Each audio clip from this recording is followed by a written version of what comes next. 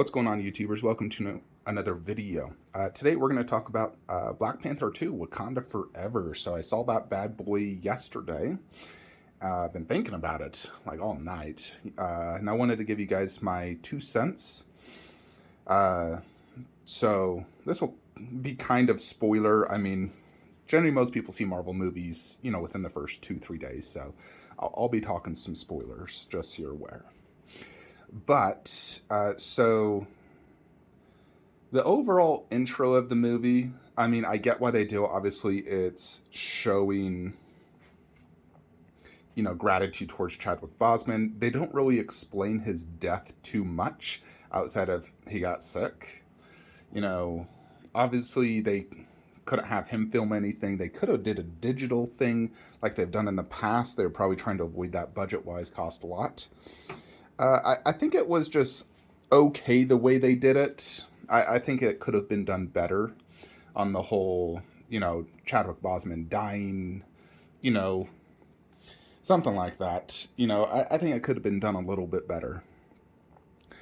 Now, the villain, let's talk him, Namor. I liked him. I thought he was awesome. He was very powerful. His winged feet was super, super cool.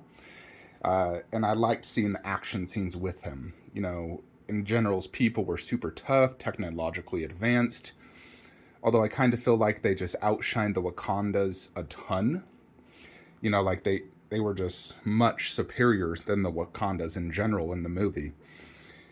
And yeah, but nevertheless, I thought the introduction of Namor, talking about his history, I like the fact he came from Mayan culture, and even just little things like when they were showing the city of Tulacan, if I'm pronouncing that right, they had like the Mayan game where it's like this little, almost like hoop on the side, and people are throwing balls through it. When I went to Mexico, we went to Chichen Itza, and they had that, and they were talking about it. So when I saw that in the movie, it definitely stood out to me. I was like, hey, I remember that in the Chichen Itza, which is an old Mayan seventh wonder of the world like temple.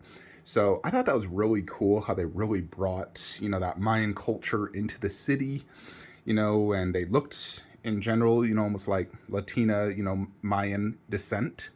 So I definitely love the introduction of Namor and his people, the culture, them speaking ancient Mayan. I loved that. I thought Marvel did a fabulous job.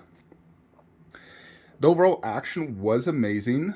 In general, I loved everything about it. The only thing I think could have been better is the final fight of Shuri versus Namor. I thought it should have been longer and better. It was not good enough for me. It was too short, and it could have been much better. Maybe at least 2 more minutes of actual fighting, faster paced. The thing is, Shuri, I mean, she's not like a trained martial artist. She's a genius with some average training, it seems like. So Namor seems to have, how many, what was it, thousands of years, or, like 1,600 years of experience, and he's a warrior. I feel like, he had the advantage over her. She just barely got her power. She doesn't even know how to use it. The only advantage she even had was the fact that she dried him out and he needed water. So I guess he was weakened. Nevertheless, he seemed stronger, faster, he could fly, he had way more knowledge. By all accounts, he should have won that fight. I don't think Shuri should have. And I do agree that she should not be the Black Panther, so it seems as if, she was just it for this movie, and they're passing the torch off to, what's his name? M'Baka. So I think he should be the Black Panther. He's big, he's buff, he has a personality I like. So I think M'Baka is the right choice. I do like Shuri, but I think was much better in previous movies. This movie, she was just a vengeful, sad girl, where in the previous movies, she was like funny. I mean, I understand her brother died and all, but she just wasn't as likable this movie. And yeah, like I said, I think Namor would have whooped her in reality. He would have whooped her. Even if she got the Black Panther powers, his knowledge and everything would have given him just such a big advantage. Yes, she's smarter than him, but his fighting skill gives him the big advantage. She's just what, 20-year-old girl, something like that, maybe in her 20s. So I think Namor in reality would have won in the way they did the fight. It could have been much better. Then the final battle between Tulakan versus Wakanda, there wasn't enough soldiers.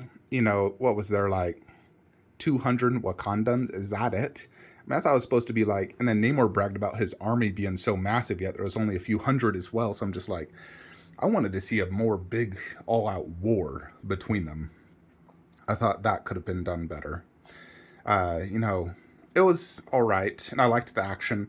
I did like the introduction of that smart girl who invented the vibranium. She was cool. She built an Iron Man suit. Goodness, which was pretty cool. I liked her. The overall movie in general, I'd probably rate it 7 out of 10. I think it was much better than Thor. There was much less jokes, which I prefer.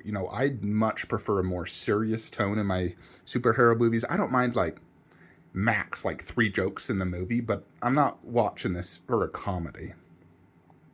And I think that's one of the biggest fails of a lot of Marvel TV shows and movies lately is, especially Thor 4, everything was just a joke. They had a serious villain, but then the main character and everyone else was just it was like a comedy. It was trying to mix two things that just didn't mix super good.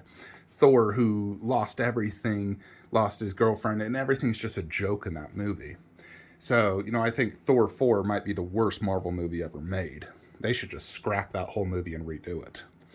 It's kind of ruining Thor. So, Taiki should never direct a Marvel movie ever again.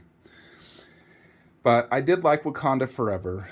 I think it was very entertaining, and I liked the villain a lot. And I think overall it was great.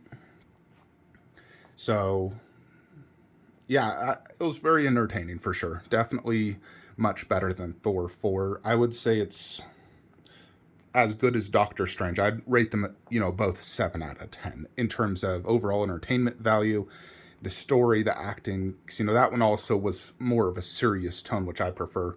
And I think that's one reason I really love DC movies so much is they're not introducing so many jokes. So, I do think Black Adam was definitely a better movie. I think it had much better action.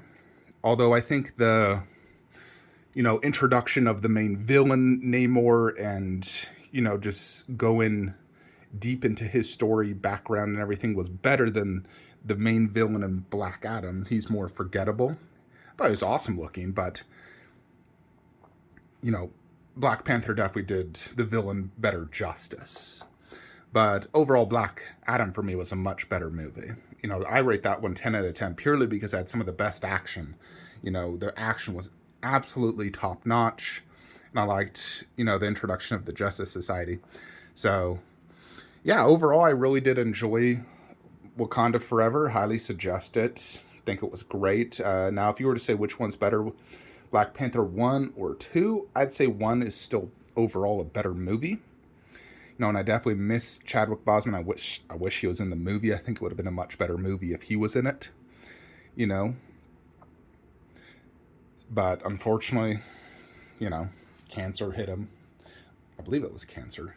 Yeah, but unfortunately he did die. Super, super sad. So, but, Marvel did what they did. They could have recast him. Another actor that maybe had a somewhat look-alike.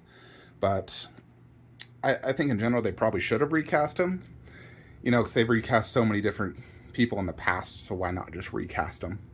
But it is what it is. Anyways, that is my thoughts on the whole movie. Let me know what you guys think. Did you enjoy Black Panther 2 Wakanda Forever? Some people are rating it 8 out of 10, others 6 out of 10. For me, 7 out of 10, kind of in between. That is it for today's video. Let me know what you think. Like, comment, subscribe. Have a great day.